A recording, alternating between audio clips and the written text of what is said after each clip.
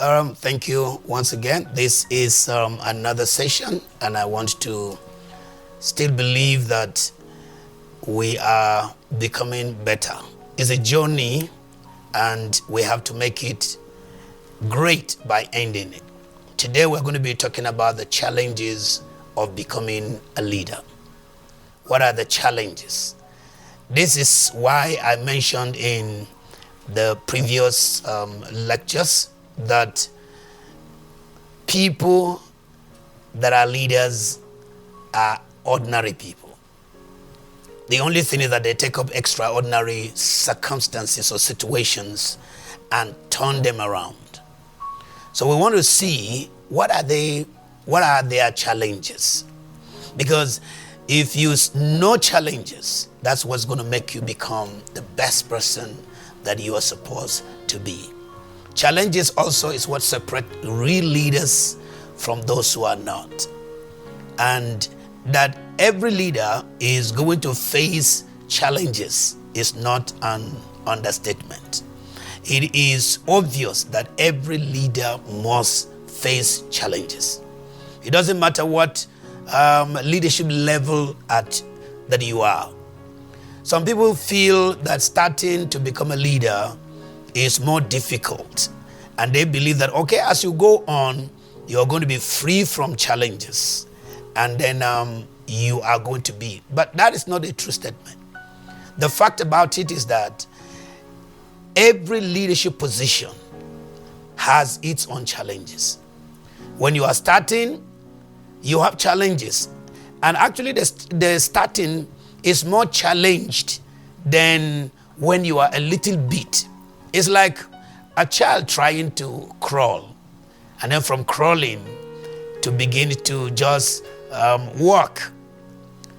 So when they are learning to take one step is a huge challenge, more than just the first knee they use to crawl. So we want to look at there are things that we start with, and then we're going to go on with. So we're going to be looking at those areas, the most challenges that people are going to have. So becoming a leader is actually an invitation to having challenges, and you should welcome challenges. You have to embrace challenges. You have to be strong to face challenges. They are not challenging you as a person. They are challenging you both as a person and also as the situation calls for. So we're going to be looking at those things. The first you're going to find as a challenge is rejection. All leaders are rejected. First, they are all rejected. They are rejected. If you are in a system and you want to do something and you find out that you come up and you say, no, I don't want these things to be this way. Let us do this, let us do this. First of all, you're going to hear people that came and said to Moses, who made you a judge over us? It's like, no, you are not. Anytime a group of people come together and somebody volunteers to solve something, you're going to find the group will be divided into two. Why? Because there's going to be rejection.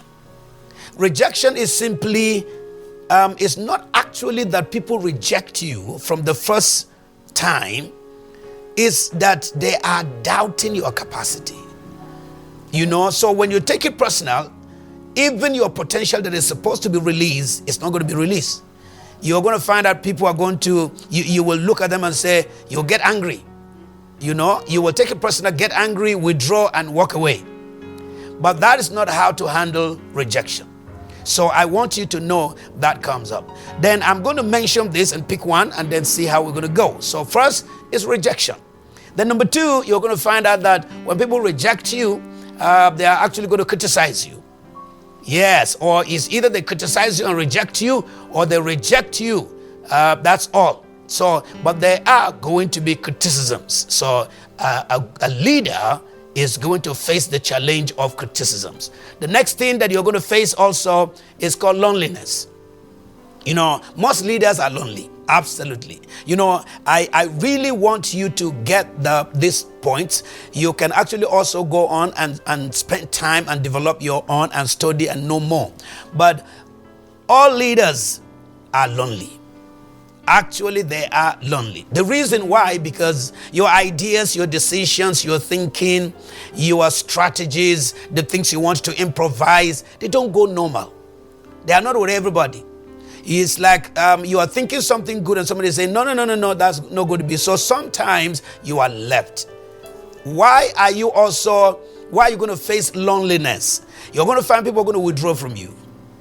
That is. And if you're really going to be a good leader, you must love loneliness. Because that's where you actually think. That's where the strategies are coming from. That's where the improvisations are coming from. That is where your strength is built. You must have to.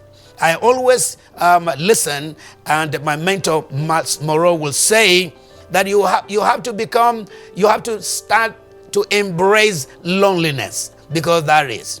And he will always say that Jesus never wanted followers. You know, the contradiction we have with Jesus, or the contrast we have with Jesus and the present day leaders, is that today all leaders want to surround themselves with so many people. You know, you just have, you are going for a program and 27 people are following you. You know, just you. And then you are a president, a local government chairman, you are a House of Rep, you are a senator, you are a governor, and you're going convoy, plenty. The question is, what are they actually doing? You know, you have to. Now, there are areas of that, but we are. And some people are not strong enough to be able to handle loneliness.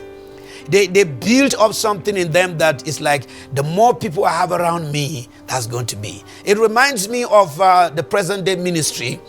People want to have so many sons and daughters, plenty, you know, and they have their catalog. These are my sons in ministry. And they make sure that if they're in the office, all of them are lined up. They are by the gates. They are all over wherever it's going to be. I am not saying no to that, but that does not make a leader. What I'm saying is that a leader is going to face the challenge of being alone. You are going to be lonely. Some decisions you're going to take will make people to walk away. So you have to also begin to look at that. And then we will look into those things in depth. We have also what we call pressure and perplexity. You're going to find out that people, a leader must face pressures. Now, what is going to happen when you begin to face pressures? That's where people quit, or you're going to find out something is like, I'm going to compromise, or I am not going to actually come out boldly and do something. So all leaders face pressures, and you are going to see them as leaders, whether with your people or with the circumstance or with the situations at hand, but you're going to find out that there are pressures.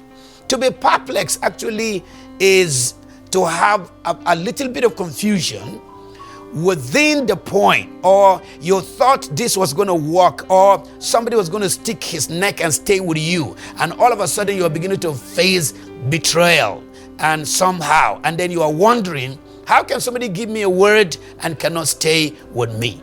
So we are going to find out there are a little bit of worries, a little bit of anxieties. All of them are going to be part of what we're going to be talking about, the challenges of a leader. Then you're going to have mental and physical fatigue. Now this, I can tell you, you do not have this mental and physical fatigue just when you are with your people. That's why I use the word loneliness, and then you have the pressure. Pressures, most of these things, some can be physically present.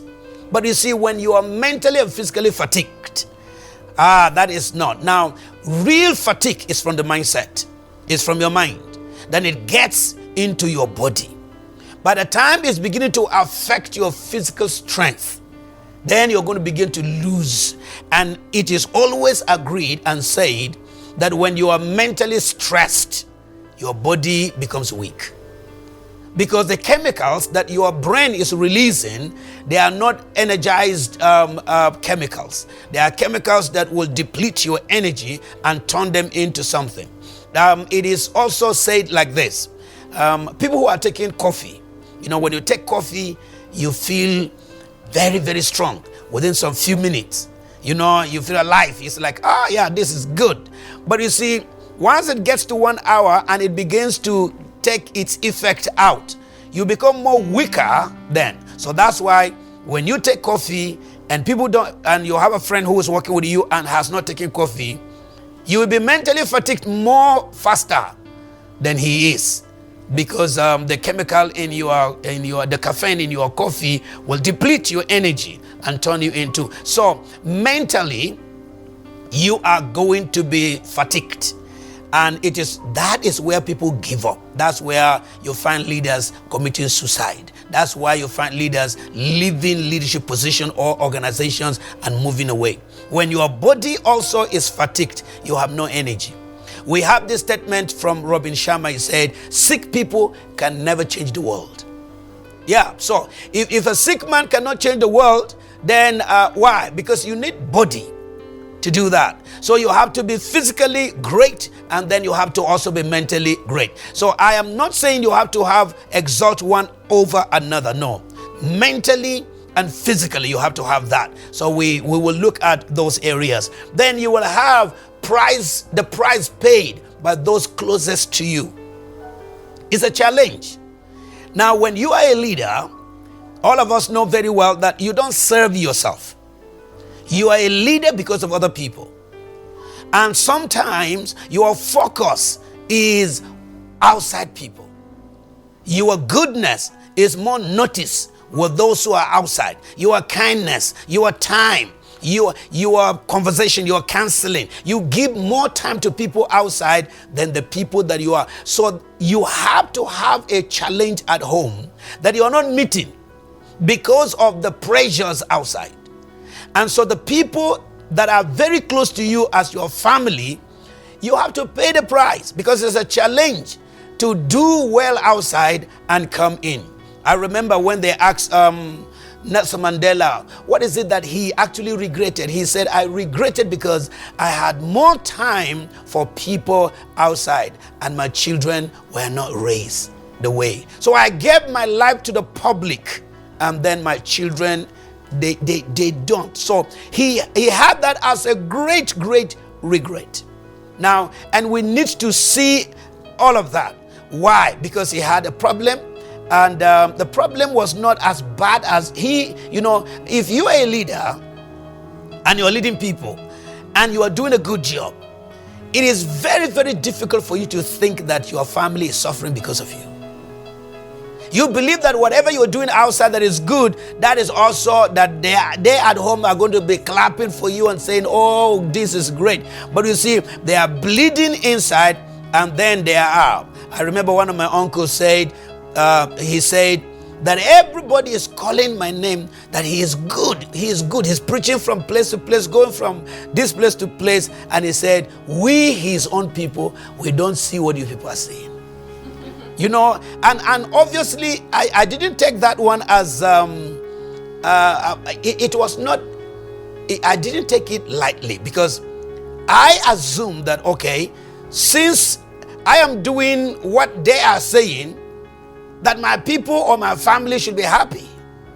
And they said, no, we are just hearing.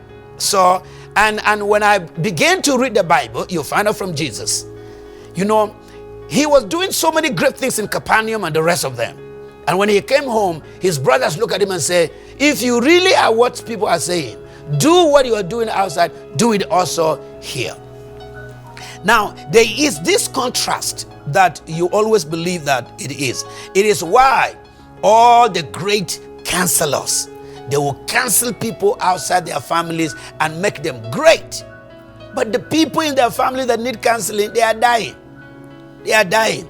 Have you seen why sometimes when a person commits suicide, people will be saying, but the father or the mother is an authority in this area. How come they did not? So the point here is that when you come to leadership, your focus at most is not your family. And how it happens, I don't know. So we actually need to come to those areas and start balancing them and see how we will get them to come. What is rejection? We're going to be looking at that part as we are looking at and see the word. One of the most common costs of leadership is the experience of rejection. And honestly, it's not a good thing. You know, rejection, if you don't know how to handle it, makes you compromise. It makes you compromise. It makes you leave something that is good just because people are not following. King David and King Saul, if we look at them, there were ways they handled rejection. David was rejected by King Saul a lot. In fact, it became completely terrible that he was plotting how to kill him. Just because of that, he resented him even though he saved him. But you see, Saul also came to a place that Samuel said to him, wait for me. We're going to do offering, but wait for me. And Saul came with the people that were many. His own people were with him. And the people began to go because time was gone. Samuel was not around. And Saul looked at the people going. And he said, no, I will not allow these people to go and leave me here alone. So what did he do? He decided to do something that he had no right to. What I'm saying is, if you don't know how to handle rejection, you're going to come into another lane of life that you're going to destroy yourself.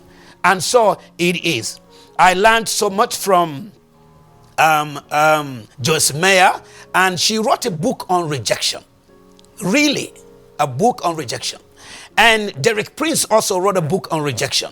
If you begin to read Derek Prince and Joyce Meyer said that rejection, if you are actually going to handle rejection, you will become the strongest leader. The ability to handle rejection, that people don't like you and that you are serving them, is not a simple strength. So we need to look at, then Derek Prince wrote his book and he said, rejection starts right from the womb, which means conception. And he said that when a baby is conceived, which Joyce Meyer also agreed with, if the mother went through crisis and was rejected, went through a lot of emotional stress, and completely was not. So she said the reason why we give birth to children, same father, same mother, different attitudes, is because of conception. That if a mother began to say to the pregnancy, what kind of baby is this? This baby will kill me. This baby will do this. Oh, I hate this. I am so, what kind of, this pregnancy is the worst that I have. What kind of child am I having? What am I carrying in my, now all of these things happen. That the baby will begin to feed on those words. And when the baby is born, you'll find out that the baby is actually one of the babies in the house by the same father, same mother, but the baby will begin to find corners in the house. When others are seated, the baby will go aside. And people will be asking, is this not your baby? It's my baby. And they will say, all about my children, or this is the one who is very different. He always liked to be himself. He is isolated. He is that. And that is not actually what it is. That it is an underlying problem. And that problem is rejection. That both parents did not see. That is what I wanted to understand. So we have rejection is the common cause that leaders or leadership experience. If you are willing to accept the call to leadership, at times, you may be rejected and misunderstood. Now, let me say this. It's not funny for people to misunderstand you and that you're happy. It's not also good. You cannot be saying hallelujah, kumbaya, because people reject you. You know, you have to go home and sit down and say, why are they rejecting me? What am I doing that is wrong? What can I do that I will get them back? So it makes us to compromise by going to such people and becoming so low to their requests and to their demands, just because you want them to be with you. And it's because it's leading to the next one that we talked about, loneliness and criticisms. Now, somebody will say, no, I don't want somebody to criticize me. So if you don't want somebody to criticize you, then obviously you are actually saying, I don't want any person to reject me. But I'm saying this boldly that as a leader that is going to be a great leader, you must learn to accept it. Because one, you are not the one thrashing it out. People are giving it to you, and you don't have control over people's opinions, over their choices, and what they want to do with you. They might choose to follow you, choose to go away. Yes, that's going to be. But you see, John, the one we call John the Baptist in the Bible, that man taught us a lot of what to do. When he saw Jesus with everything that Jesus Christ had, he called his disciples and he said unto them, follow this man. Now, you can now see somebody who is saying, I have seen somebody doing better than me, follow. Now, in our time today, no pastor will go and say, I have 10 members and I've seen a good pastor. I'm giving you my 10 members to follow you. No, it's not going to be, because we believe that we have to have plenty members for people to accept us and people to also applaud us and then not to criticize us. But you see, John did something that is not that way. You have to begin to think about this. So learn to come from these areas. And I want you to understand two things are going to be. You'll be rejected and you will be misunderstood. Criticisms. What is that? You know, we always say people criticize us, and sometimes we really don't know what it is. No leader is exempted. You will be criticized. If you read Jesus and you begin to read what he did and you find out what people did, everybody, you know, even though you hear multitudes followed him, multitude also rejected him. Multitude criticized him. And the big shots in town, the Pharisees, scribes, and Sadducees, those ones, they had their own PhD in just doing, they made Jesus look like. But Jesus Christ was one person that actually handled criticisms on a greater level and lived with any. There is nothing they didn't say about him. He is a friend to prostitutes. He eats with pagans. He plays with children. And even his disciples were angry for taking children on his shoulders or on his laps to be. And Jesus will say to them, leave them, for such is the kingdom of God. What is he saying? That in the kingdom of God, there's no differences. You don't show how this is and that. Now, the Pharisees, they believe that if he comes to us and take permission from us, we will not criticize him. Then they will go out just to. Anytime Jesus is speaking, these people have their pens and biros and notebooks. They want to write something that they will use against him. I want you to know that even if you think you have been criticized, you have never taken anything like that what Jesus Christ took. Because if people were following him just to see one thing wrong with him, not all people are following you. The people that are criticizing you, they are not even much. That's the truth. All you are doing is exaggeration. You know, you say, everybody is talking bad about me. It's not everybody. No, it's not everybody. There are people who don't even know you exist. There are people who cannot even notice what you are doing that is wrong. There are people who don't even concentrate. Even if you are dealing with them, they have not taken you deep enough to consider certain things that they can use to criticize you. I want you to look at this area that criticisms is. Now, the very nature of effective leadership involves taking a position on issues, making decision and determining direction. So if you're going to make a decision, if you're going to determine direction, if you're going to look at issues, you will be criticized. Because some of these things are going to come on you unprepared. So what are you going to do? Some are going to come as emergencies. Some are going to come as something that must be done now. And you don't have time to figure, to think, to reflect about the decision you're going to take. What are you going to do? Sometimes you take decisions just the way they are because you want to salvage the situation. And you can compound the problem. Or you can actually hit at it and then you are going to be praised. I remember when Obama came in and there were all these fires on the sea, oil spillage, and fire was, they began to take decision, and then they begin to, and they use it against him. When George Bush also came up and they had the Iraq war, he came up and he said, this is what we're going to do. We're going to fight and we're going to get these things free. America started shouting, bah, bah, bah, bah, bah. But you see, what he did was that he took a decision that actually honored. And from there, they were able to term and curve the issue of terrorism in the place. I want you to know you will be criticized. Why? Because you're going to deal with issues.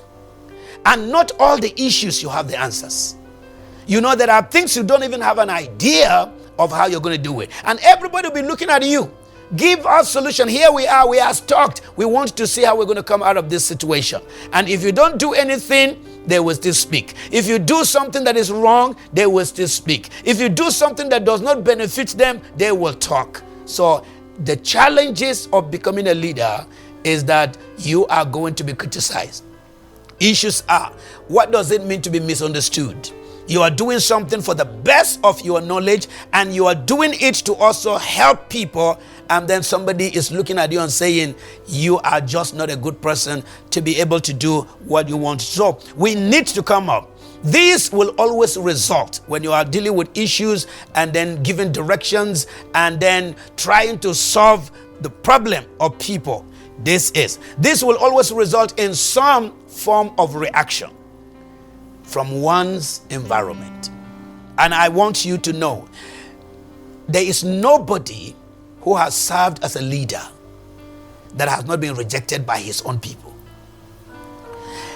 You know, naturally we think that because I am doing this for my neighborhood, I am doing this for my people, that they are going to praise you and they are going to be happy and they are going to honor you. But they don't do that. You can see how Jesus came to save all of us. But what happened at the end? At the end, the same people he came to save were the ones who killed him. What happened to Moses? Same thing happened. What happened to David? David saved these people. They went to war. They did everything. They came back home and discovered that all the people at home were gone. Chicken and men and women and goats and cows, all of them gone. And the same people he delivered and raised from nothing to something, they pick up stones and they say, we're going to stone him to death. I am saying this, you are not going to find it easy just because you are a leader. So instead of saying, I don't want people to criticize me, welcome to criticisms, because real leadership makes people to step out. And all I want to do is listen to the criticisms. Is there something they are saying that is making sense? Are they just lying, creating lies? Or they are saying something that is actually true? If it is true, look at yourself, accept it and change. And then move on. Because somehow, criticisms actually blesses you and challenge you to increase and become better. The next thing is loneliness. Leadership, at times, and most times, is lonely. When you do all of these things and you come back home, nobody is saying anything to you. You know, in fact, the more or the better you are as a leader, the more you become lonely. Because people always believe that you are strong in yourself. They believe you don't need encouragement. They believe you don't need counseling. They believe you don't need guidance. They believe you don't need compliments. They believe that you can do everything. What is their expectation? You are strong. You don't need it. That's why when you hear people come to you, when something happened to you, people come to talk to you, they will say, you know, what are we going to tell you that you don't know? You know, and then you are surprised. What statement is this? That, you know, everything we're going to tell you is what you have been telling us. Leadership, most times, comes to the place where you are lonely. And leaders, really, I want to say this, most leaders, they don't cry openly. They cry when everything has been shut down and they are in their rooms alone. That's when you now feel loneliness. And sometimes when the opposition is so great, and especially coming from people you have labored for, and they are not seeing anything. When you lie down, the devil and your mediocre mindset will be telling you, these people don't worth anything. See how you have done this. See how you get all the. See how you have. It will be coming as if you are going to now begin to regret. But it is because you are lonely. So you must learn to handle this thing called loneliness. Now, because you must be out front ahead of the followers. You just have to. And that is why Jesus Christ was saying that the leader knows where he is going. The followers may be arguing. In fact, there are times you're actually going to go yourself and prove it until somebody is going to follow you. So you need to understand that loneliness is part of the challenges a leader faces. Also, because the leader is also the one with a guiding vision and purpose. What you are trying to explain to people, they are not seeing it. You are telling them, this thing will give us this, this will give us that, and then we don't have whatever is going to be. So I want you to look at this aspect of loneliness. What are we going to do with it? How are you going to compose yourself for? It is because you want to do something, and it is because of vision and purpose.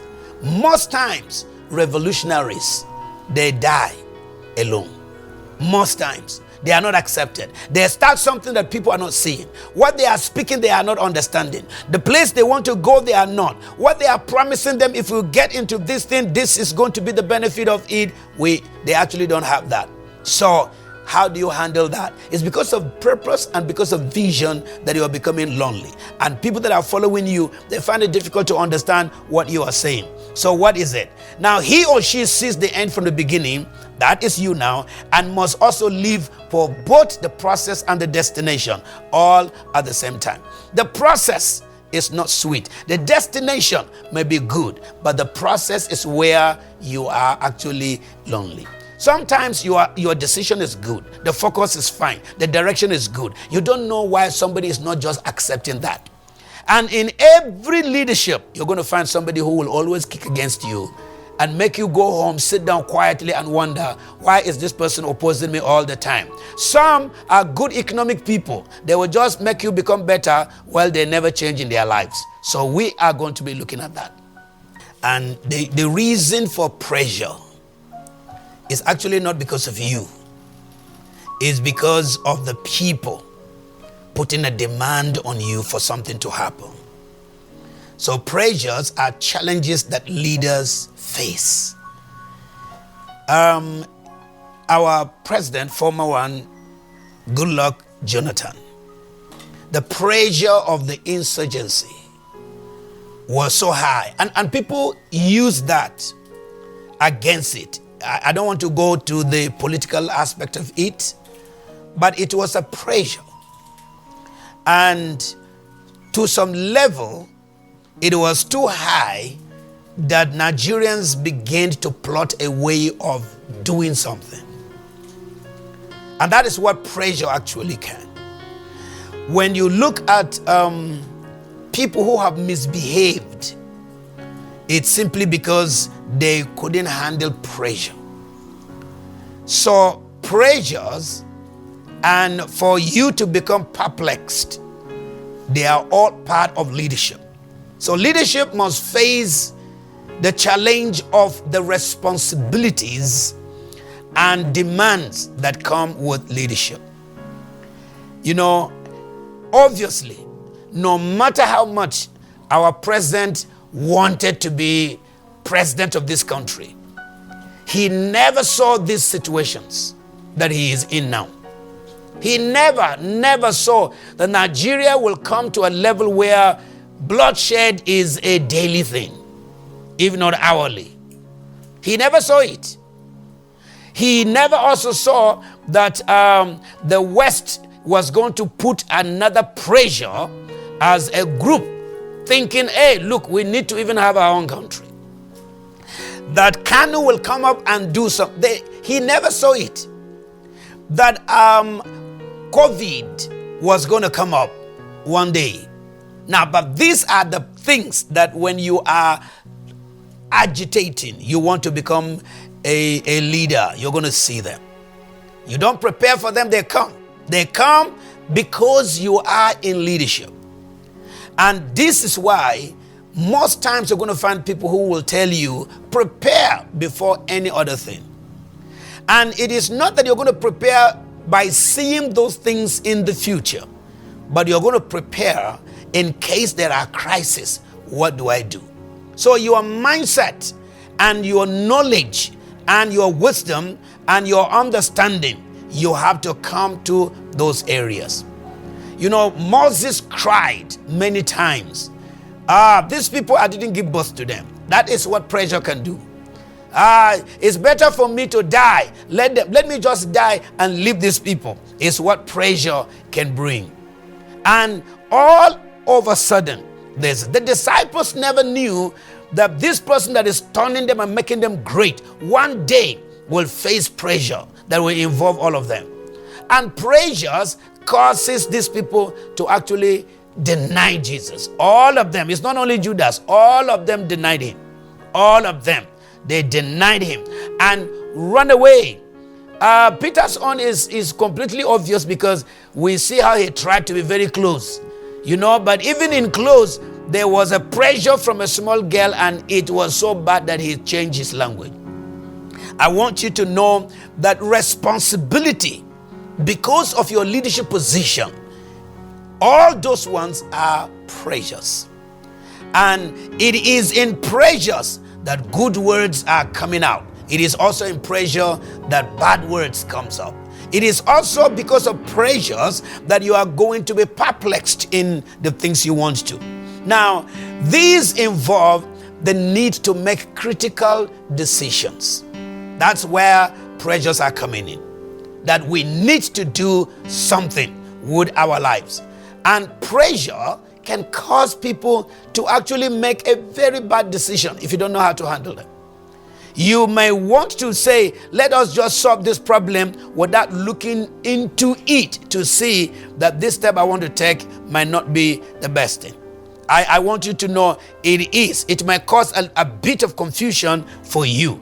Now, you also have to also look at how to constrain the exact constraints, and then also how to deal with what is called external. So pressures are not just, they are both internal and they are also external. If you see the campaigns of this country, is external campaigns is that PDP wants to exact something on the APC. And APC wants to reject whatever these people are putting upon. But if you begin to look at it, you are really going to see that one is internal, the other. So when APC is saying we are fixing our problems, those black, it has to be. Nigeria is having pressures from outside, external pressures. And then we are also having our own internal pressures. But if you don't know how to handle both our own and external, then will become a problem. So I want you to understand that a leader faces the challenges of. Let me talk about mental and physical fatigue. Now, these are things that leaders also face. When you see our men that are in Abuja, after they sit for 2-3 days, they say, they are going to rest. What is it? Is that they believe that they have sat too long in one place, they have exhausted their brain, their ideas are this, and now they need to go somewhere and rest. So they come back and then they say, okay, they are coming back again. I want you to understand, most leaders, they actually don't have even a place to rest. Most leaders. When you begin to read the life story of Martin Luther King Jr., he actually came to a point that people told him and said, can you just go and take some rest? And you know, it's easy for you to say that. But you see, you think that when a leader lies down, that's when he's resting. That is our thinking. When a leader is at home, we think, okay, he is now home. But you see, Martin Luther King Jr. left something for the world to know, that as a leader, even when you are not doing anything active, your mind is fast active more than any other thing. So he said in one of his quotes, he said, even though I lie down, he said, my feet is resting, which means it's not walking up and down. He said, but my mind is working. So he said, the rest that you people are looking for can only be in my feet, because I put it in bed.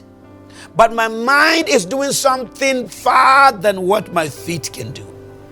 It means you can actually be in a place and you are quiet, but you are terribly in a riotous mode of your thinking and strategizing.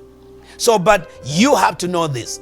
Leadership places heavy demands on the individual who fills the position. That you have to get that in understanding. The leadership places completely. Everything comes to you because people are looking at you as the answer. And so whether you are in or not, now in our own time where technology is so, even when you are inside, there are phone calls, there are emails, there are messages that you are going to be doing. So many things that you're going to do right in your bedroom that will not allow you to have rest as you are. So fatigue comes in, and before you know, your mental capacity is being hindered or worked against. There is no way to become an effective leader and not be affected by its stress. They all go together. If you are going to be effective, your effectiveness will produce pressures, and your mental power will begin to derail. Your body also will become weak. Really, it will become weak. You are going to have physical stress. You're going to have physical stress. You are going to have mental stress. And all of this mental, they will become what is called a mental toil on a person. So if you don't know how to handle some of these things, you will begin to depreciate. Now, I want you to see why when people are fatigued mentally, their conversation is not good enough. They don't give you good answers. So it is always required that you have to take a rest. How do you rest? Sometimes they say shut down everything. Your phone has to be off. The laptops must just have to. Nobody sees you. That even if you are not resting as in the rest, it's just shut out from the people that you are always together with. And then you have to. Part of it also is to take a very good meal, which means your dieting has to be varied, especially when you are tired. And I still want you to understand that in a whole day, the reason why you have to also listen to this, that in a whole day, you are not effective all through the day. No. You have to find out what they call your 5 hours of energy. The 5 hours of energy, you have to know the period when your energy is at the peak. Some people are very, very strong, and their energy level is high from 6 in the morning to 11. They can do great things. They can read, they can do house chores, they can listen, they can write, they can talk, they can plan, they can strategize, and they are alert. But once it's getting to 12, it's like it's a new brain. They don't know what to do again. Their body is, what is wrong with me? They begin to feel silly. They are not concentrating again. They don't, just like you see them walking up and down, not aiming at any other thing. It is because their greatest time of energy is 5 hours in the morning. And then you find people who, when they sleep and they wake up, they are so weak, they go back again to sleep. Why? In the morning, they go back again and sleep. They sleep. And when everybody is retiring in the afternoon, it is hot, everybody is not thinking correct, then you see them full of strength. That's when they are doing whatever they are doing. And then some people is late in the evening. And then once they come back home, they have much energy. They can do everything that night and do it till 11 p.m. and they sleep. And some people, they do it in the wee hours of the day. How do they do that? They wake up around 1 and do something till 4. And they are, while others are screaming and dreaming and doing all kinds of things, these people are having the best of their time. So I want you to understand that mental and physical fatigue comes in these areas. Every effectiveness, I want to say this and I want you to hear it. Every effectiveness in life has 5 hours. So what I'm saying is, when you come to those 5 silly hours, avoid them. Just leave them. Don't go there. Don't crash. Don't say I must. No. It doesn't have to do with grit. It doesn't have to do with guts. It has to do with wisdom. That the hours that you are supposed to be very active have gone. I'm telling you, if we do that, you will maximize your 5 hours. And let the other ones just be maybe reflection, trying to brush over what you have done. But you are always effective in 5 hours of your day. Then we talk about the price paid by those closest to you. Yes, you must be aware of the tremendous cost which will be borne by those closest to you. Yes.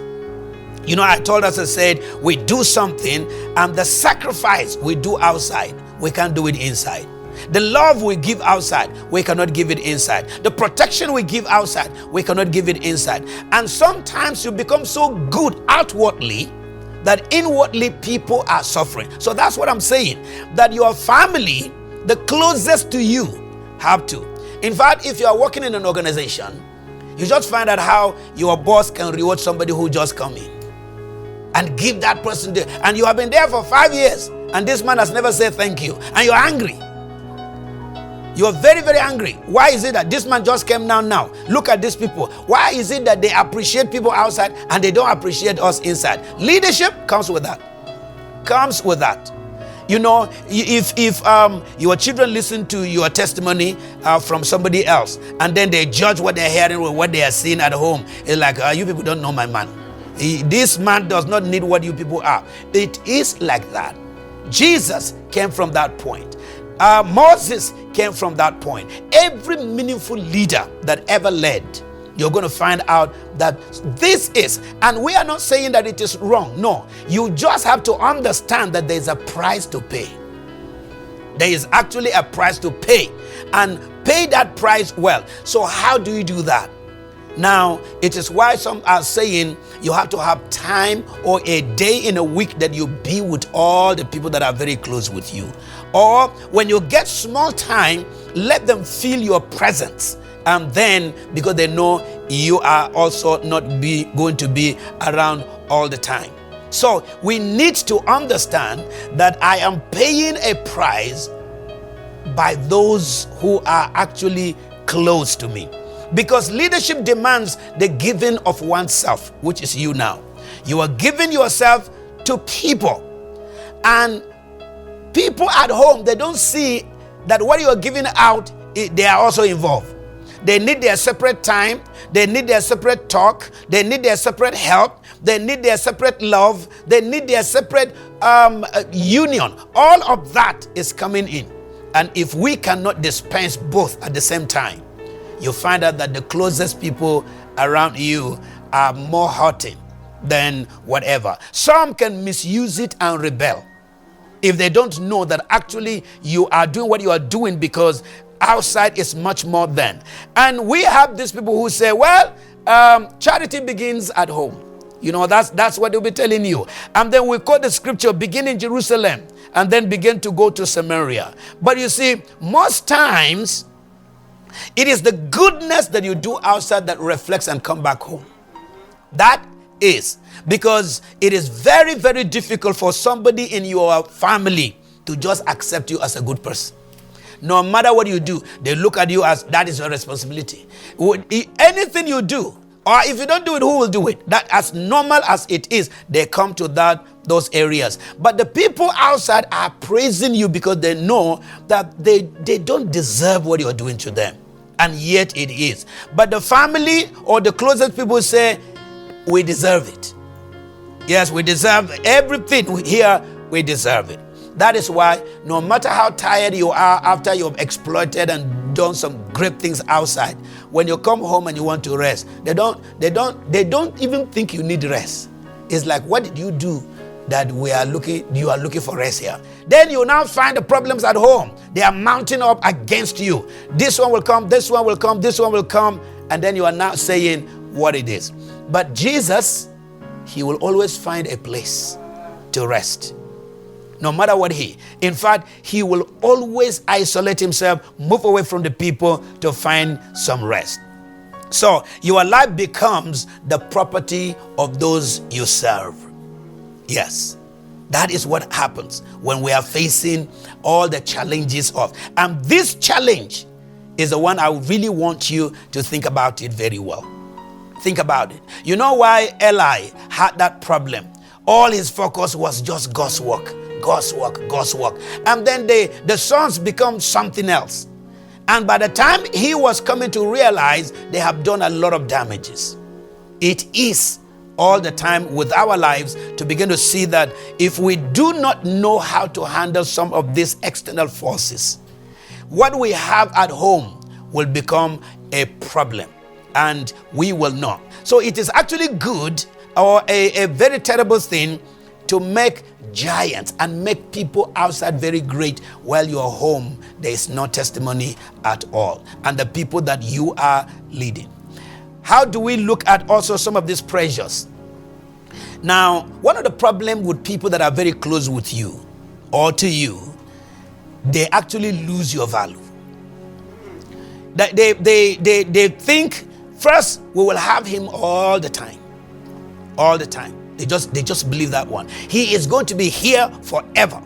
So even the thing that you want them to do in a haste, or to do it so they can start learning it, they wave it and push it into the future. Then you have somebody who values you, has probably heard you once or met with you once, and the person will come and in 1 hour will suck every goodness that you have and go and become very useful.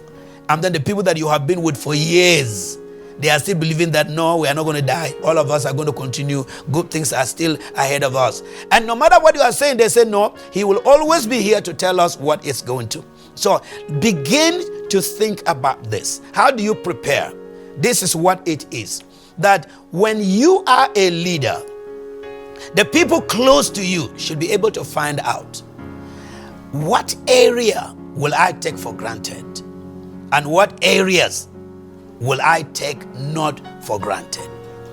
For example, for those of you who are pastors, you pastor the main church, but your wife is a member in the church.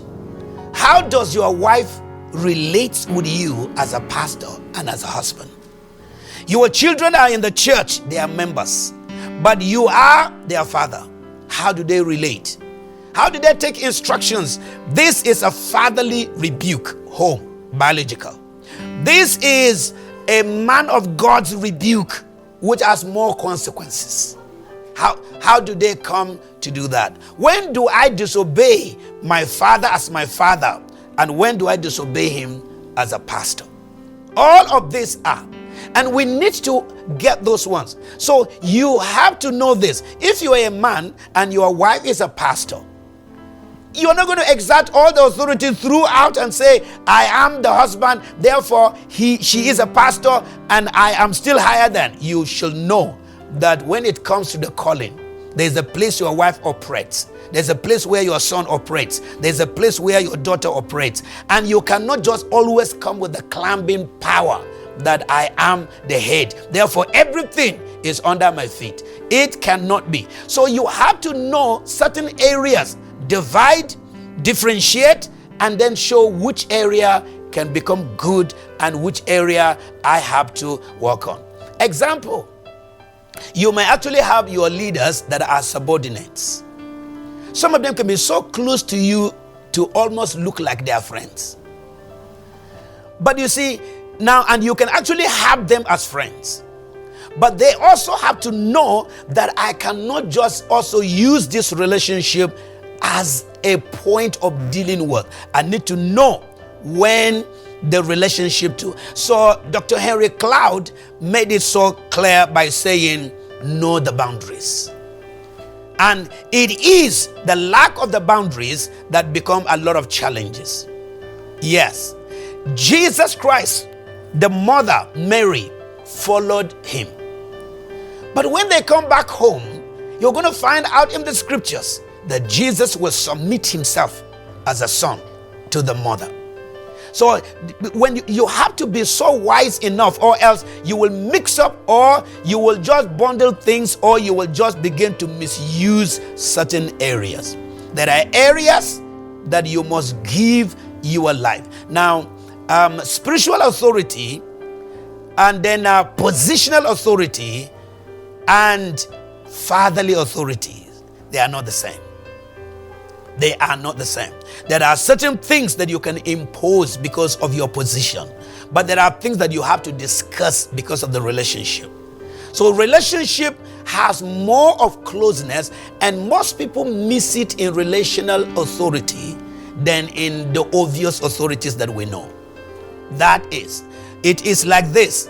When you have your son, and then you have you as a governor, your son may not follow all the protocols that everybody is going through. He will just come, they will not ask him, where are you going? He will move. It doesn't matter how many people or presidents that come in, they will just move straight to their parents. Why? Because they have access. But in that point also, you should be able to know as a child that my father is with people that are dignitaries. I have the right to go, but my discipline says, let me also honor him. So I will leave this thing until he is at home. So if we do all of this, we will be able to know the challenges. Yes. So think about some certain things that we do and we are not coming up from those areas. Remember what I said, that your life, because of who you are, your life has become the property of those people that you serve. And some of you have heard me over and over say that you are not born for yourself. Therefore, if I'm not born for myself and I'm born for people, then the people that I'm serving in a very great manner, they are more important than my selfish desires. And I need to actually come out and then serve. So Jesus Christ said that your masters, which are your leaders, they lord it over you. And he said, but it shall not be so with you. And he said, for whoever wants to be great, you have to serve. Now, when you become a public servant, you have become actually the property of the people that you are serving. How many leaders have you gotten that they look at you and say, am I your slave? But actually that is really what you are. You are their slave. Seriously. Now, it is not an issue that must I die for you, you must die for them. Because that is actually what it means to serve. If you are a leader, you must die for the people that you are serving. You must humble yourself and never be. You must believe that the whole of my life I am pouring it out. And Paul, who has been the best great leader, he told us, he said, our lives are like a drink offering. And a drink offering is in a cup. Every drink is either in a bottle or is in a container. But when you want people to benefit from that drink, it will never remain in the container. You pour it out. So he said that daily I pour it out so that you have life while I die. And that is why we are, the servant leadership that Jesus has come to establish is a counterculture. It takes away everything that is not. Listen and think very well. What are going to be the boundaries? From loneliness to criticisms. What are you thinking of? What happens when you are rejected? And sometimes you are forced to just look at yourself and say, no, okay, this is what I am going to do. But it is not. So I am challenging every one of us here that the challenges that leaders face are some of them here. You may actually find a lot of them somewhere, but these are major ones that if you go, you can begin to distill and work on them and then see. Nobody you're going to serve that's not going to hurt you. They will hurt you. If you're going to serve people, they will hurt you.